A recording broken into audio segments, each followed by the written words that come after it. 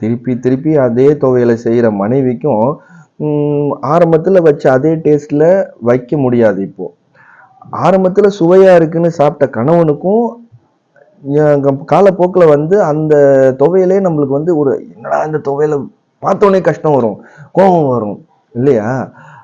இந்த அப்போ வந்து ஒரு அந்த உறவுக்குள்ளார ஒரு வெறுமை ஏற்படும், ஒரு ஒரு சுமை ஏற்படும். இந்த சுமையை கடந்து அந்த அந்த உறவை நகர்த்திக்கிட்டு போறதுல தான் அந்த உறவோட இனிமையே இருக்கு. இதுக்காக என்ன செய்யணும்னா நம்ம வந்து நிறைய விஷயங்கள் இருக்கு. ஒரு துவையலை மாற்றலாம், வேற துவையல் அரைக்கலாம். அந்த துவையல் புதுசாக ஒரே மாதிரி துவையல் அரைச்சிக்கிட்டு இருந்த மனைவிக்கு வேற ஒரு துவையலை அரைக்கிறப்போ அவங்களுக்கு அது ஒரு சந்தோஷத்தை கொடுக்கலாம், ஒரு டிஃப்ரெண்ட்டான அனுபவத்தை கொடுக்கலாம். வேற ஒரு துவையலை டேஸ்ட் பண்ணுற கணவனுக்கும் அது ஒரு டிஃப்ரெண்ட்டாக கொடுக்கலாம். ஸோ அந்த